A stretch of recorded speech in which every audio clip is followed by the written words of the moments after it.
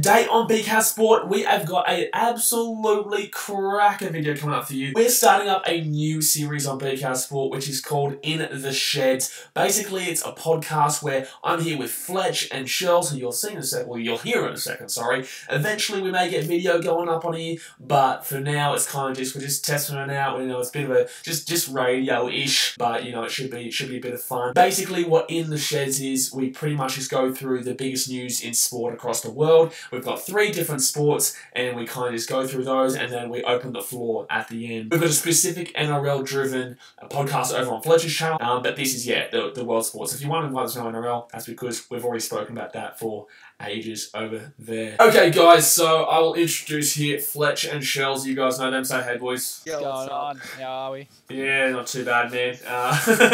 Okay, so basically... So enthusiastic. Well, I didn't know if you were talking to me, you're talking to the viewers, or you're talking to Fletch, you're talking to yourself. We know you. Let's go to the first one, then. Let's go to the first one. Anyway, boys, yeah, so basically in the Sheds, we talk world sport, NRL, we've got over on Fletcher's channel, like I said. First up today, guys, we've got discussion with the Football Champions League. So, AS Roma... Soccer for any... Oh my gosh. Oh my gosh. It's say people. Yeah, yeah, soccer for anyone outside of Europe and South America. But basically, also, guys, I will chuck in the timestamps in the description below. So if you want to specifically jump to a specific sport, then that's in the description below. But anyway, guys, I'm just going to go through the quick scores here for the Champions League. Roma beat Barcelona 3-0 and 4-4 on aggregate. Roma threw on the away goal in an absolute comeback and a half. Then we move on to... We'll come back to it. I'm just going to go through the scores quickly. Then we got Manchester City 1, Liverpool 2. City obviously got smashed there on aggregate 5-1.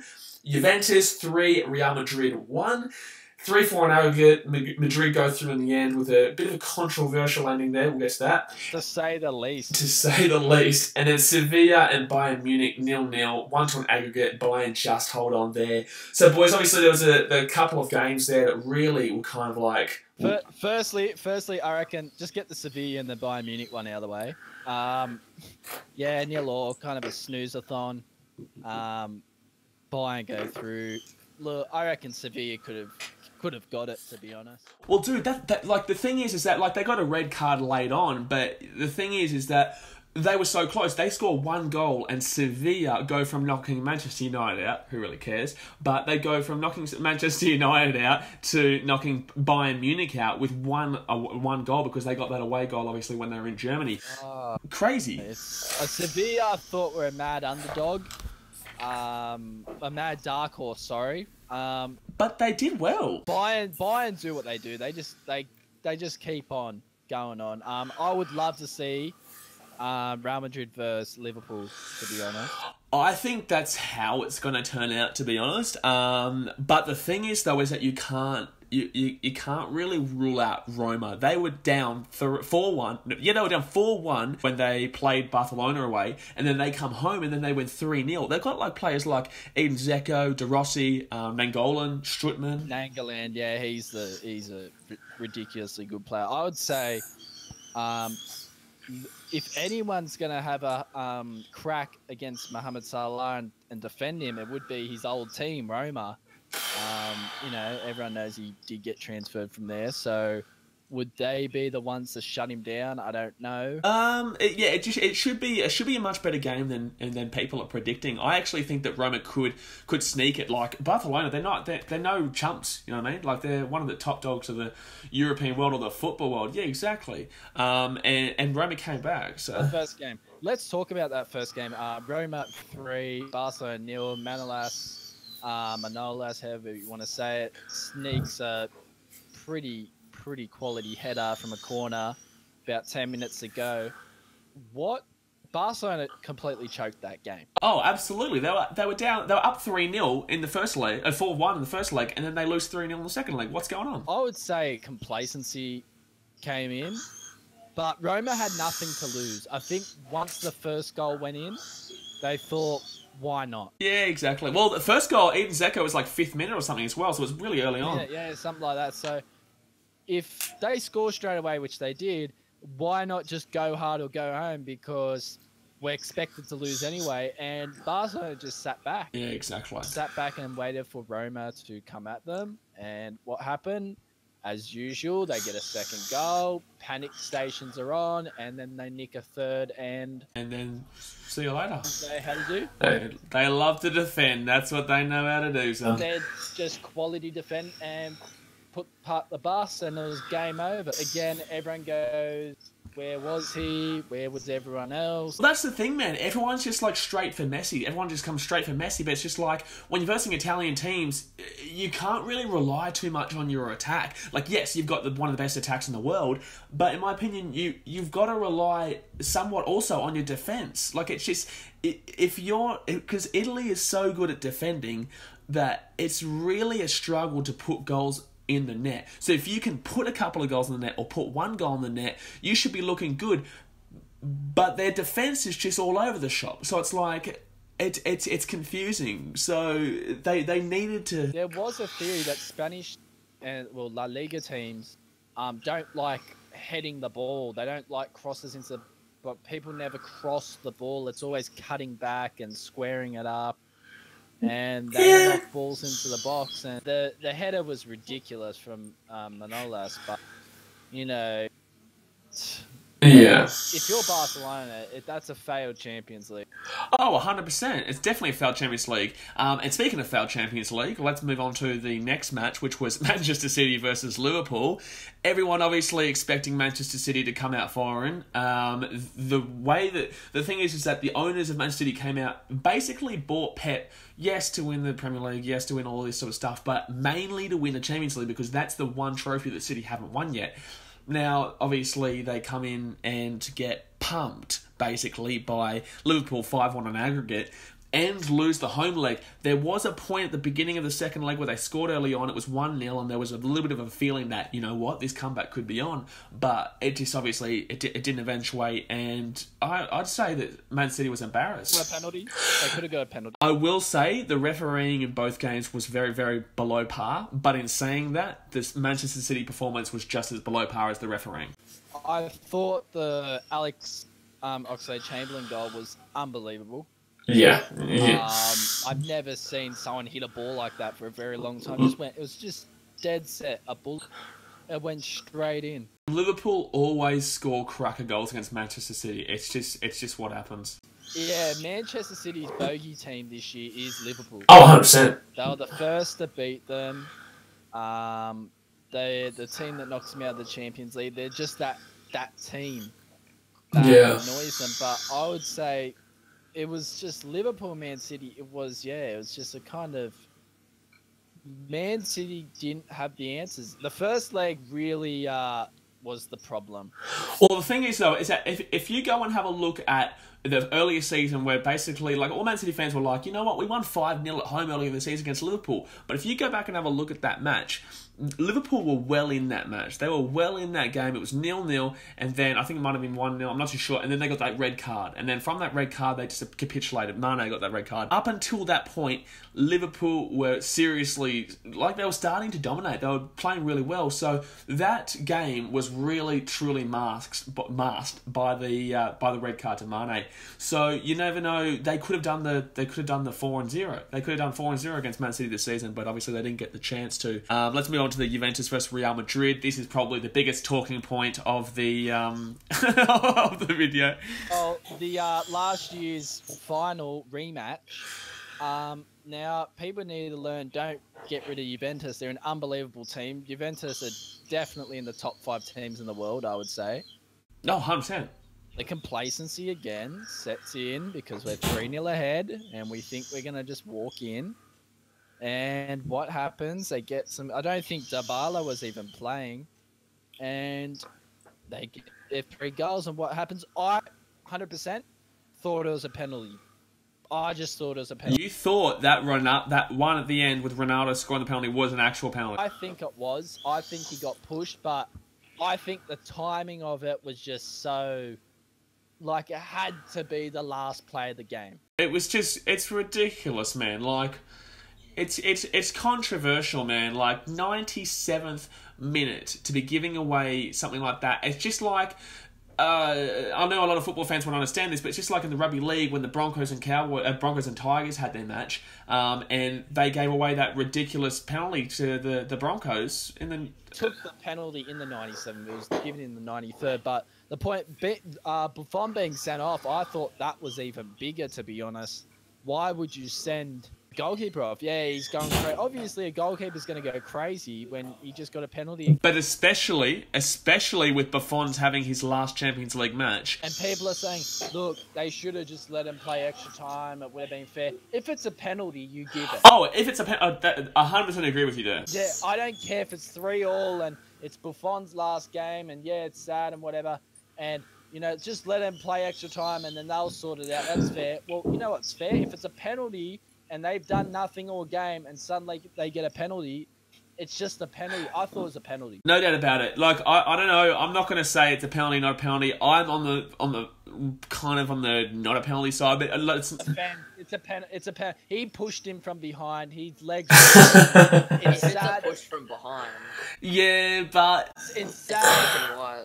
It's sad that it was Buffon's last game and it was the very last kick of the ball. I think Real Madrid and Bayern. That will be... that'll be...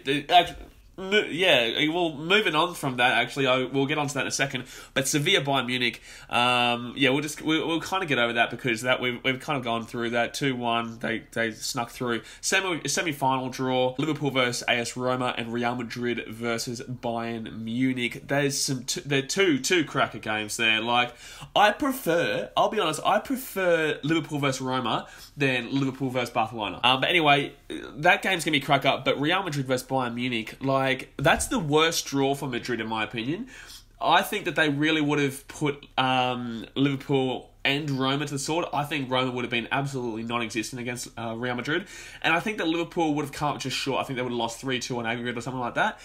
But Bayern Munich, they just go on, don't they? Every year. They just every year, don't they, really? They just go on. Exactly. They got this year. They got a hell of a lot of good players. Yeah, Muller, Ribéry, James Rodriguez. Alaba. Hummels. Yeah, Hummels, yeah. There's just so many. Boateng, Neuer. There's just so... they also have James Rodriguez. That's exactly what I just said. Well, that's... talk about the loan, giving him on loan for 2 years. How about he bangs one past them and does a good old Arshavin celebration and a good old Adebayor celebration. Adebayor versus Arsenal. They're pretty much saying we don't want to lose you and sell you yet, but we don't think you're good enough to play on the team. So hey, go to Bayern. Yeah, pretty much.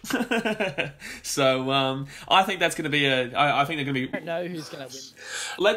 Let's do that right now. Actually, we're done. We'll be done talking about it. Let's go with tips for the games because I think the first leg is next week actually. First leg is next week. So let's go with your tip for the Liverpool versus AS Roma match. In the first leg. Is Liverpool home first? Yes, Liverpool are home first. 2-0. 2-0. Fletch, what are you going? I don't really know the teams, but I'll take Roma in a 3-0 one. 3-0 at Anfield. I don't know.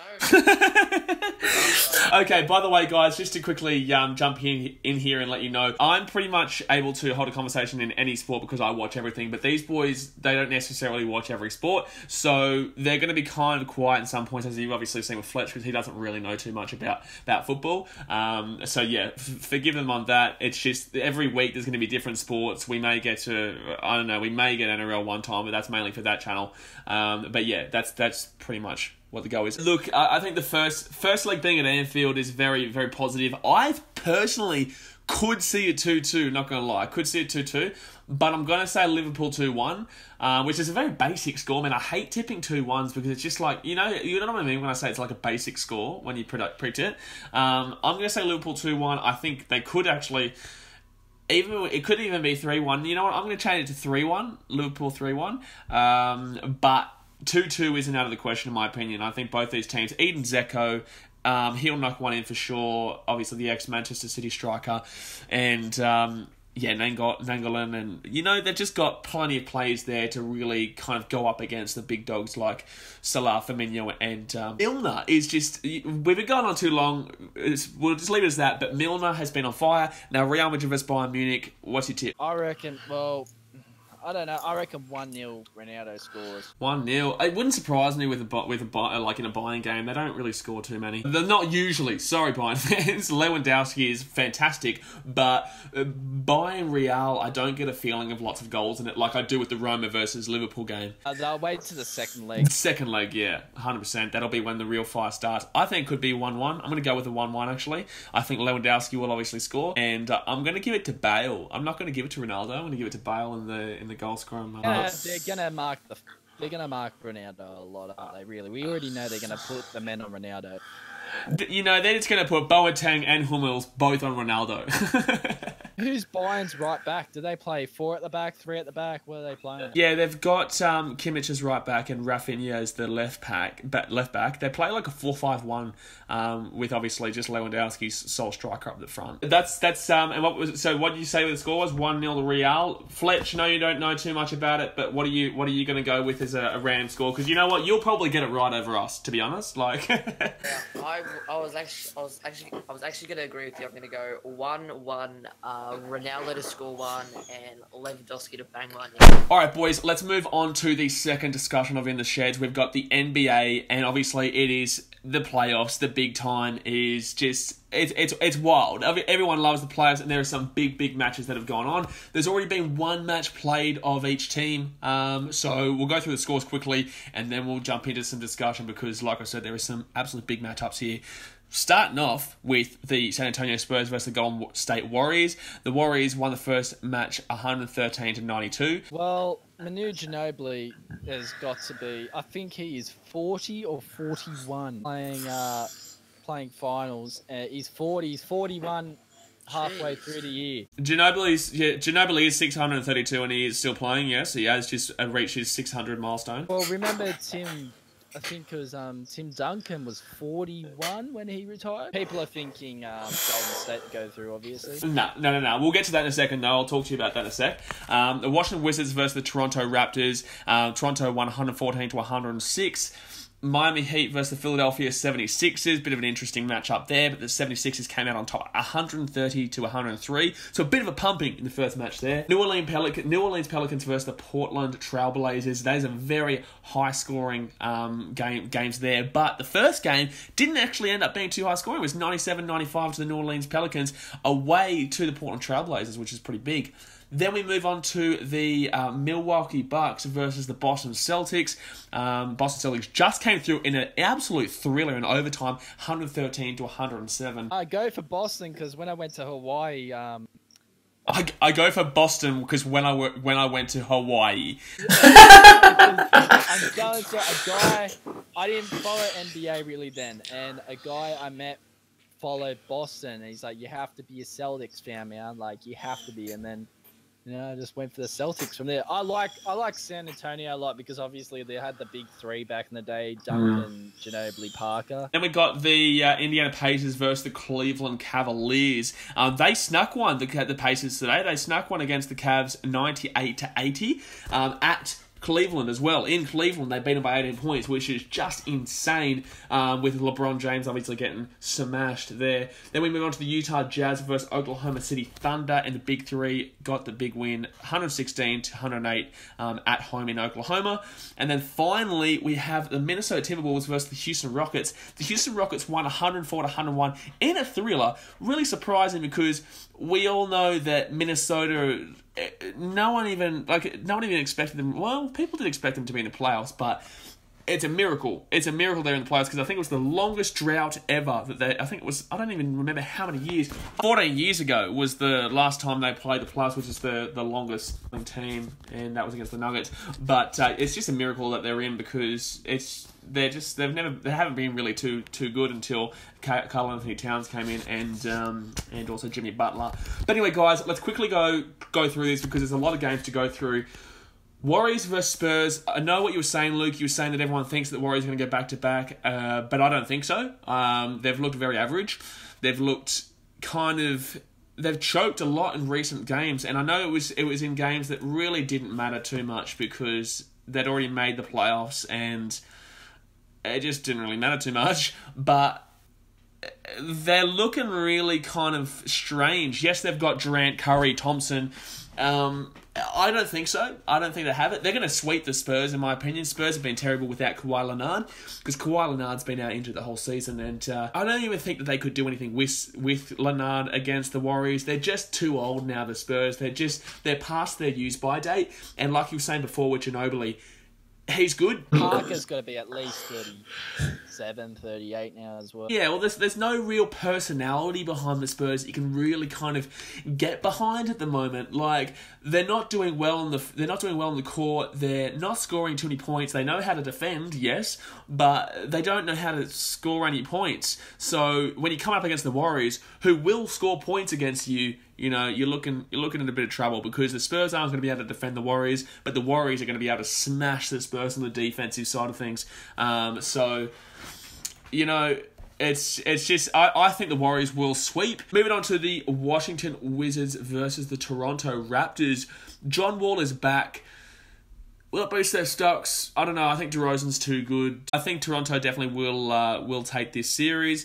They won the first match, and I think the Toronto Raptors are looking pretty good this season. I don't know. I think they'll make I actually think that they'll make the finals series. I think they'll win the division. Well, they'll win the conference. Sorry, and I think they'll be playing in the finals. They'll be pretty big for the Toronto Raptors, who haven't won before. Then we've got the Miami Heat versus the Philadelphia 76ers. Simmons has been incredible. If he isn't Rookie of the Season, I don't know how you can get Rookie of the Season, to be honest. MVP, Rookie. Honestly, well, not MVP, but like he's just been incredible. I'm pretty sure he nearly averaged a triple-double in his rookie season. Like, yeah, he has, I think. Yeah. It's just wild. Like, yes, you're not Russell Westbrook, who is just absolutely insane, but that's because it's rookie, man. Like, Australian pride, yes, I'm always going to get behind him, but in the same sense, like, he's just been absolutely incredible. And without Joel Embiid, who is their key scorer and their key player for the 76ers, trusted the process. Without Embiid, Simmons he's just taken them to a new level, and they won 130 to 103 over the Miami Heat. And the Miami Heat are no chumps. They are no team. They're not that good of a team. Like, let's be honest. But they're still no chumps. So Dwayne Wade's there. They've still got some decency about them to make the playoffs. But the 76ers just put them to the sword. They're looking really good this season. I can't wait to see, the next week of games to see how far they go. Then we'll move on to the New Orleans Pelicans versus the Portland Trailblazers. Like I said before, this game is all about the points. This game is all about how many points each team is going to score, except for the first match where there wasn't actually that many points scored, 97-95. My play here is Jrue Holiday. Yes, there's Anthony Davis, but Jrue Holiday has been absolutely incredible on defense. He just loves a good steal, man. He just loves a good steal. He steals the ball all the time, makes those really good rejection bloody shots to stop them getting those clutch 2-pointers to really take the team on a momentum build. Jrue Holiday is my player of the team. Yes, Anthony Davis scores all the points, but without Jrue Holiday on defense, the Pelicans are just an attacking team, and being just an attacking team, you're not going to win too many games. You need to have some form of defense, and that's what Holiday brings. So that's what I'm going to say about that one. I think that the Pelicans are going to go through in this one.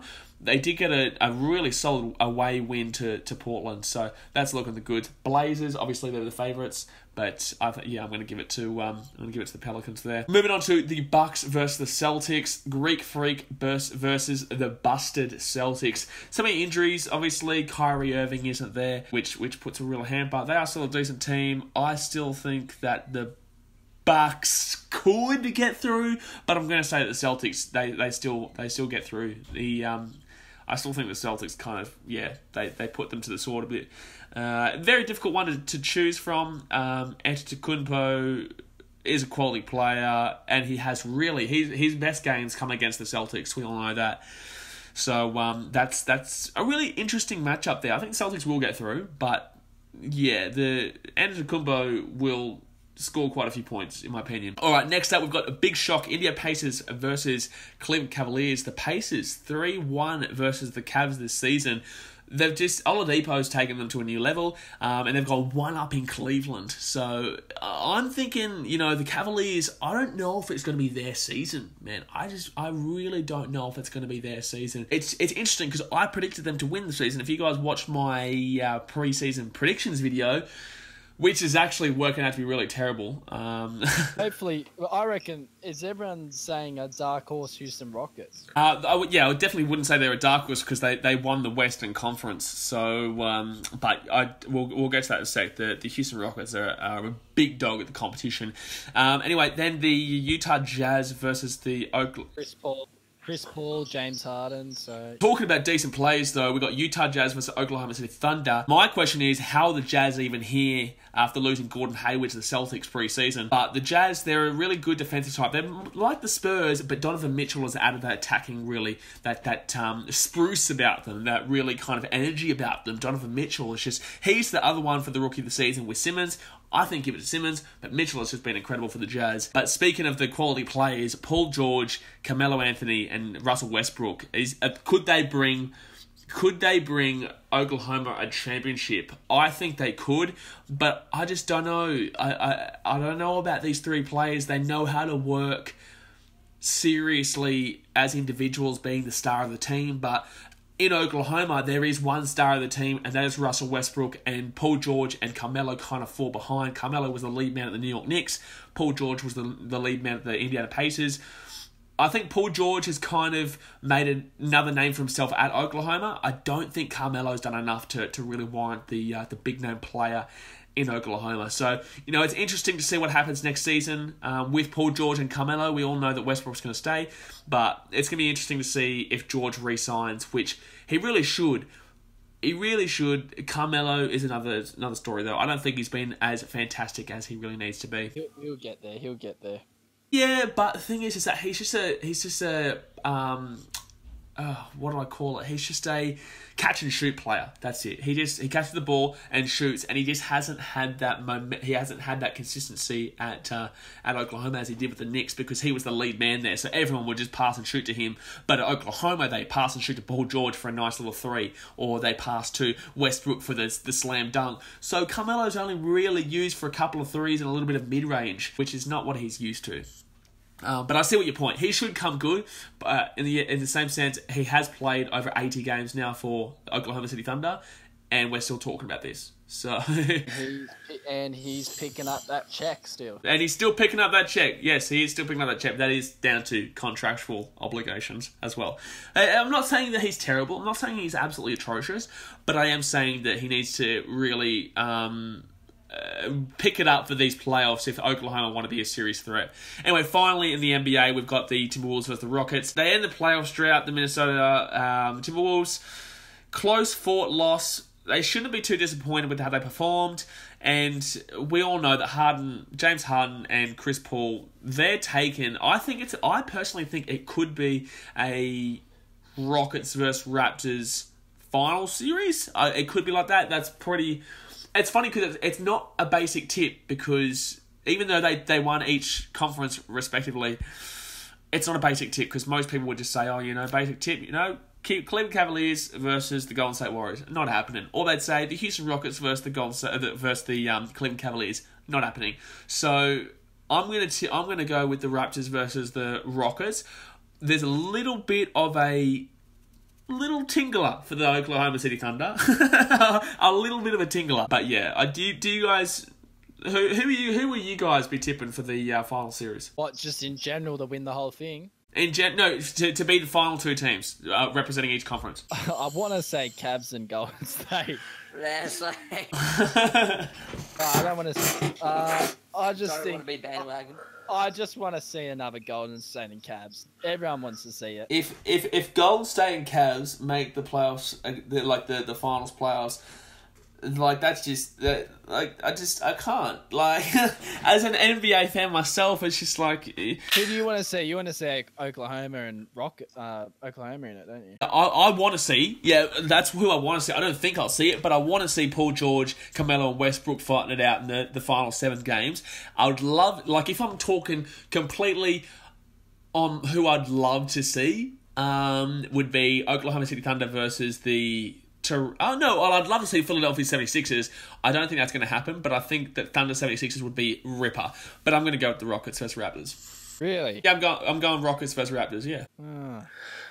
Well, why are you going, I'm back next week. Obviously, there's only been 1 game played, so we know that the playoffs aren't won within 1 game. So we'll come back next week, and obviously you guys will be able to talk a little bit more about it because... you know a little bit more about it already. Alright, moving on to the final discussion in regards to the AFL. Now, for everyone here, just like the NBA, these boys don't know too much about it either, so I'm going to basically be talking, but over the next few weeks, they're going to start to understand things a little bit more. So, in the AFL, the Adelaide Crows, 58, Collingwood, 106. The Pies a threat. That's something we'll talk about in a second. GWS 82, Fremantle 51. Richmond Tigers 110 to the Brisbane Lions 17. 110 to 17. Western Bulldogs 79 to 86 over the Sydney Swans. North. Did I hear that right? 17. Yeah, you did hear that right. 110 to 17. They won. And just remember, Fletch, you're from Brisbane, so enjoy that. Terrible. That is absolutely atrocious. And funnily enough, looking at the Brisbane Lions team, it's still probably not as much as they should have been beaten by. But anyway, Western Bulldogs 79, the Sydney Swans 86. That was a close one. North Melbourne 116 to 30 to Carlton Blues. So another big score there.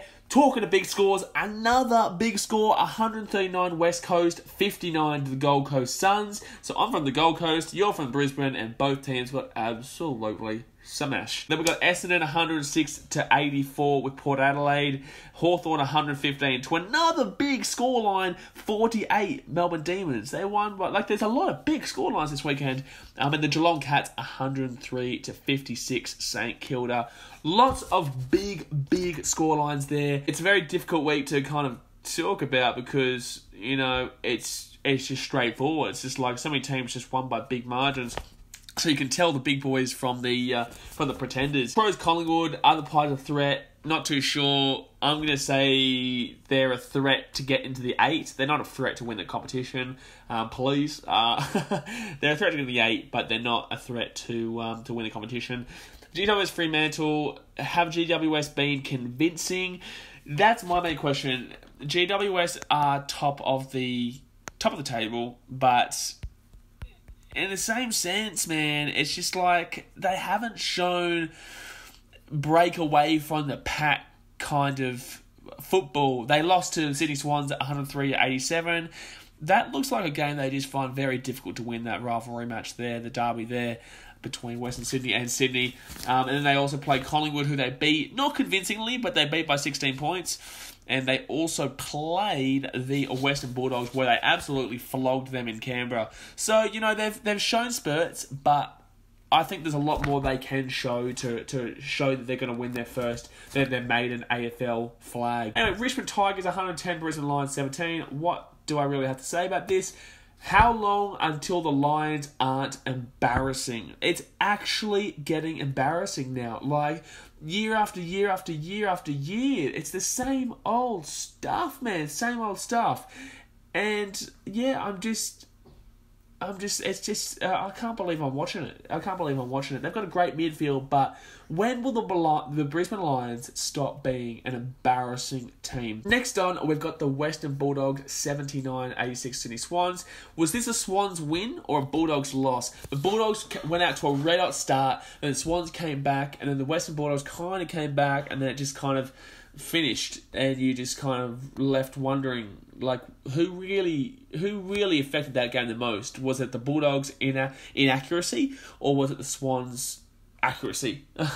So that's the big question about that. I'm going to say yes, it was a Swans win, but I do think the Bulldogs really didn't help out their case. I really think they could have won that game. I think they could have won that game convincingly too, but they just didn't do what they could have, and what they should have done. But would have, could have, should have doesn't really matter. Then we'll move on to the North Melbourne Kangaroos versus the Carlton Blues.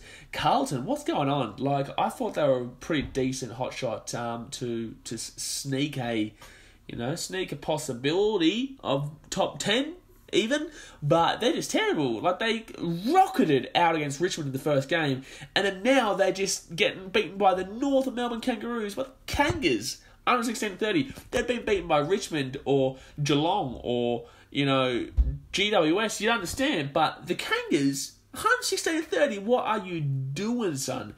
But Ben Brown's been taking this game to another level with the Kangas. That's just simply said. Then we go to the West Coast versus the Gold Coast Suns. Eagles are looking lethal, especially at home. Eagles always look lethal at home, but I think they're looking pretty good in general. I think they are looking good for a top 4 spot. I believe they got rorted, and I'm talking rorted in the first game of the season against the Sydney Swans over in Western Australia. But in the same sense, they lost it, so let's not think about that. They're just looking really good, the Eagles. So we'll see how that goes. The Gold Coast Suns, Brisbane Lions, the Queensland teams just aren't pulling their weight. Then we've got the Essendon versus Port Adelaide game. No idea how Port Adelaide were favourites in this one. I really don't have a clue why Port Adelaide were favourites. Essendon, they're a good team. Like, ever since their drug scandal, we've all known that it would take a couple of years to get back into it. Now they're back into it. We've all known this. Why are people underestimating them? Why are people underestimating this Essendon squad? I love watching Dyson Heppel play. Love watching Dyson Heppel play. And, they deserve more credit than what they get. Can't wait to see how they continue to go.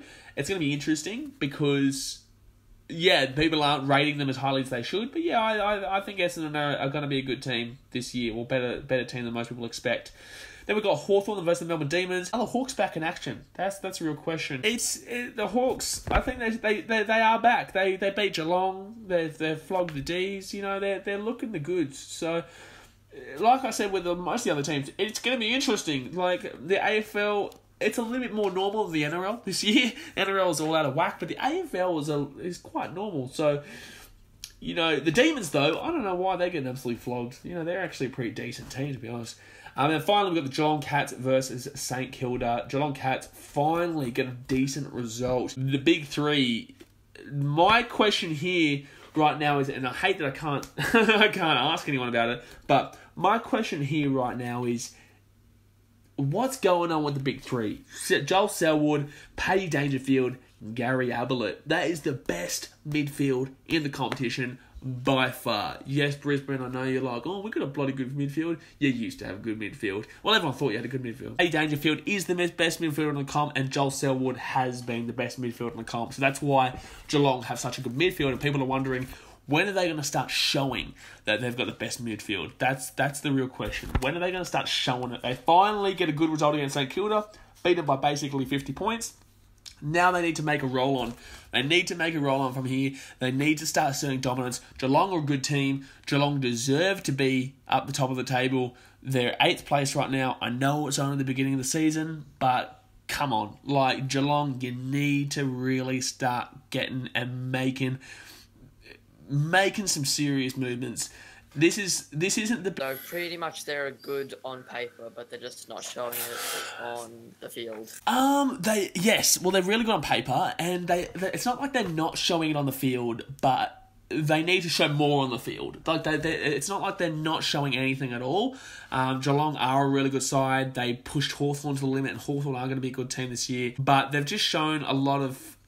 It's just defensively a lot lax. Tom Hawkins in the attack just isn't what this club needs at the moment. Tom Hawkins has been a legend for Geelong Cats, but he just isn't what the club needs at the moment. He needs to step it up. So I'm not saying get rid of Tom Hawkins. I'm just saying Tom Hawkins needs to step it up. Geelong, yes, like I said, brilliant on paper, are doing what they need to do, but they're not doing they're doing what they should do, but they're not doing what they need to do. What they need to do is really kind of focus on putting teams away rather than having these little battles. And they finally got a really good result against St Kilda. Every other result has been relatively close, whether they've come out on top or not. But anyway, that's pretty much going to wrap up for the AFL. Okay, boys, now we've got the open floor discussion. I think we've pretty much just decided, this is going to be an hour show. It was meant to be a half an hour, but because there's so many sports, I kind of just think, you know what, an hour's probably the go, because we've been going for a good 55 minutes now. But yeah, anyway, boys, open floor discussion. You guys can say whatever you want about any sport. It can be NRL if you want. It can be any sport. What do you want to bring up? Well, I'd like to say there needs to be more funding for football in this country.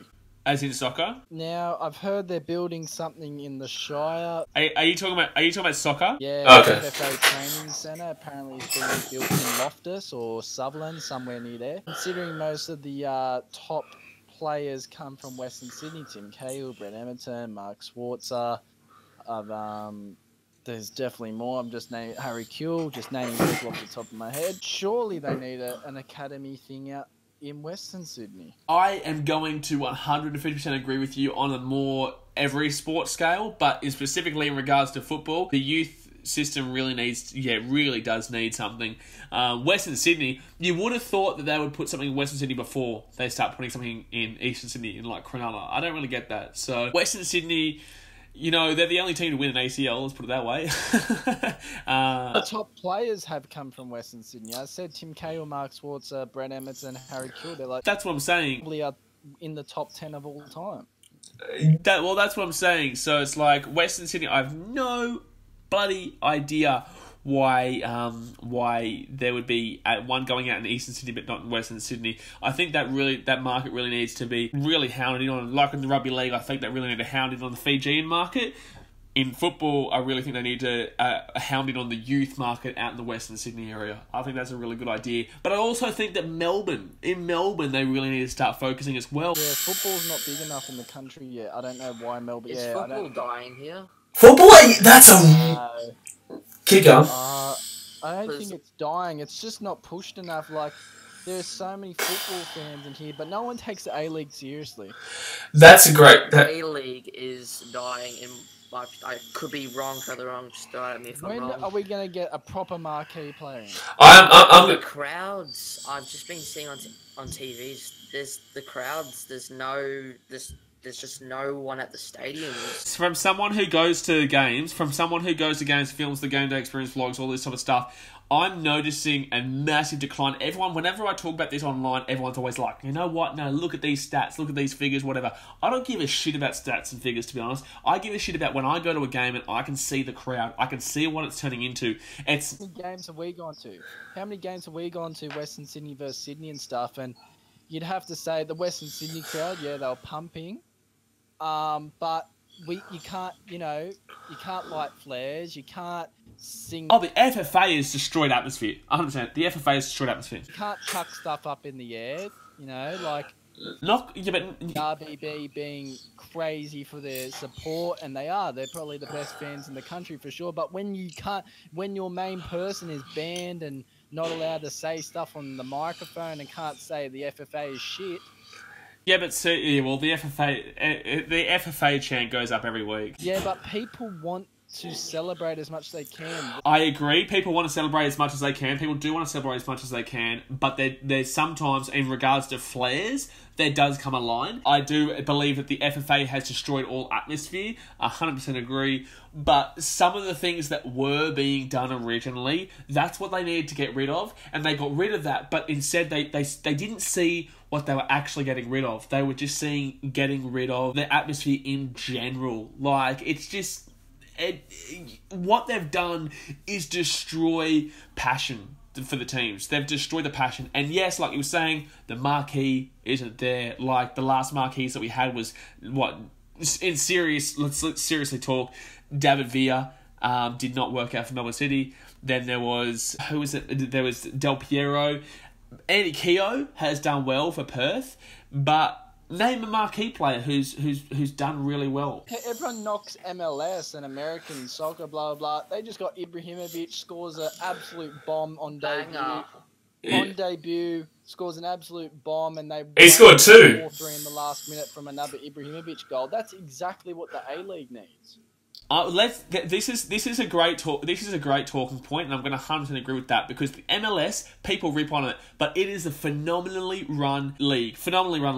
And teams, new teams like the LAFC or whatever, and Orlando and stuff, they're just seemingly like they fit in seamlessly. Like just next year, another team comes in for the competition, and another team comes in, and it's like, yeah, game on. Yeah, but see, you know, the MLS know what they are. The MLS know they're not going to be the Premier League. They're not going to be European football. They know this, and they work their league and their buying systems and the transfers and the way that the whole league is run. They know what they're doing.